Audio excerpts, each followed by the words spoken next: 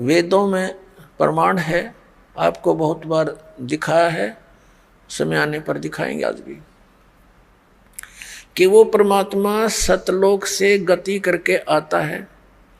वो 3 प्रकार के शरीर में सभी अपने प्राणियों के सभी ब्रह्मांडों का वो देखभाल करता है, पालन पोषण धारण पोषण करता है। एक शरीर है मनो सदृश है परमात्मा, नर नारायण देह है। ये शरीर मनुष्य को भी परमात्मा जैसा ही मिला है, लेकिन उसकी सामर्थ्य, परमात्मा की शक्ति, उसका नूर वहाँ पर विशेष है, अलग है, हमसे ज़्यादा, इसलिए तो परमात्मा है। एक आत्मा एक परमात्मा, तो अपने आप 2 हो गए, एक श्रेष्ठ आत्मा, एक आत्मा सिंपल। तो ऐसे एक राजा, एक मनुष्य, एक नागरिक है, एक राजा है, शकल दोनों की एक जैसी है, मनुष्य ये दोनों हैं, लेकिन उसके सामर्थ्य में दिन और रात का अंतर है। ऐसे ही परमात्मा और जीव में समझो, जीव जीव है, एक नागरिक है, परमात्मा हमारा राजा है, वो मालिक है, वो जनक है, हमारा पिता भी है, उसमें सर्व गुण है। तुमेव माता च पिता तुमेव बंधु च सखा तुमेव, तो उसके अंदर सभी गुण है परमात्मा के अंदर। वो सबका भ्रातर भी वही है, माता यानी जनक भी वही है, पालक पिता भी वही है, बंधु असली साथी भी वही है, और मित्र भी वही है, बंधु यानी भाईचारा वही है। तो उन्होंने, उस परमात्मा ने हमें ये ज्ञान दिया कि तुम सतलोक के रहने वाले हो, फिर तुम वहां चलो। तो काल ने कहा था कि आप अपना ज्ञान देकर ले जाना, परमात्मा जोर जबरदस्ती ना करना।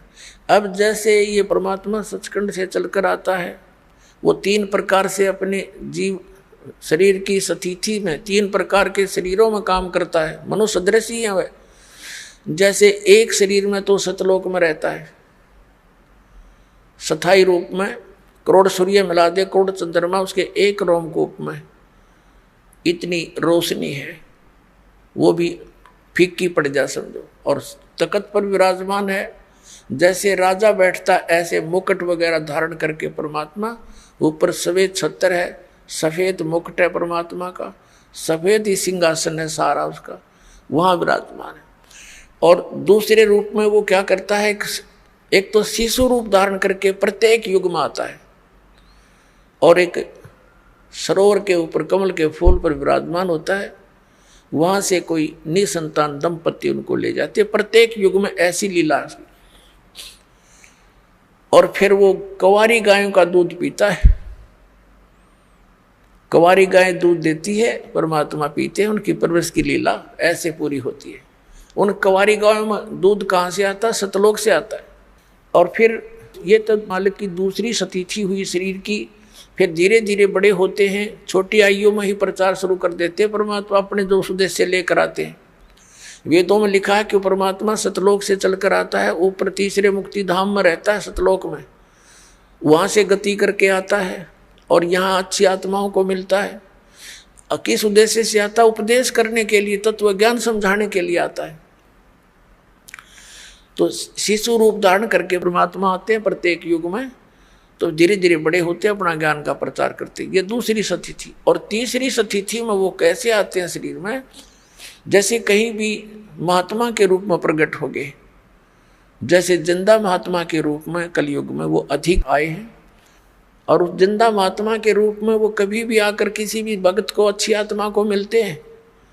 किन किन अच्छी आत्माओं को मिले, आदरणीय धर्मदास साहिब जी, आदरणीय मलुकदास साहिब जी, आदरणीय नानक साहिब जी, आदरणीय दादू साहिब जी, आदरणीय गरीबदास साहिब जी, गांव छुड़ानी जिला दद्दर हरियाणा वाले, आदरणीय घीसा दास साहिब जी, गांव खेखड़ा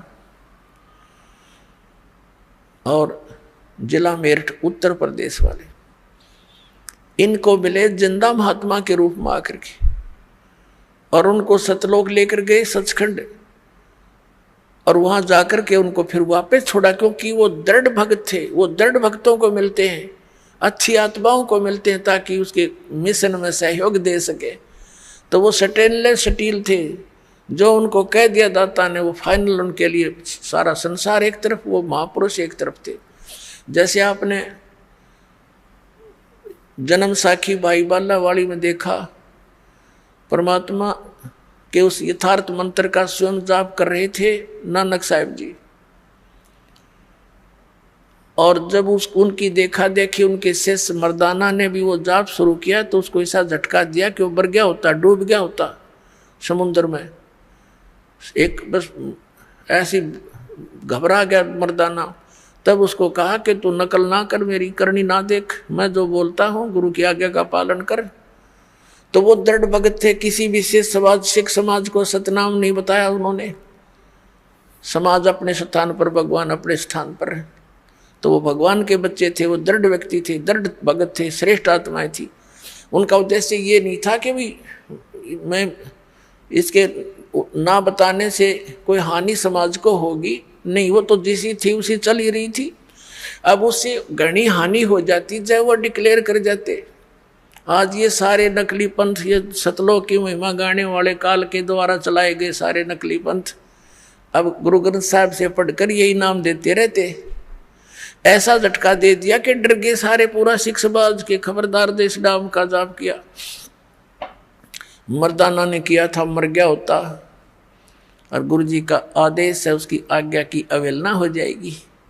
ऐसा भय पैदा कर गए। क्या वो हमारे हितैषी नहीं थे? वो परम हितैषी थे। वो जानी जान थे कि आग लग जाएगी, जाइए मंत्र दे दिया तो नाश हो जाएगा बात का। तो ऐसे उन दृढ़ भक्तों को परमात्मा आकर मिलते हैं। तो ये तीसरी स्थिति थी उनकी। अब उनको हिदायत दे दी थी कि समय आने पर इसको फिर देंगे अपने बच्चों को। अब जैसे कोई भी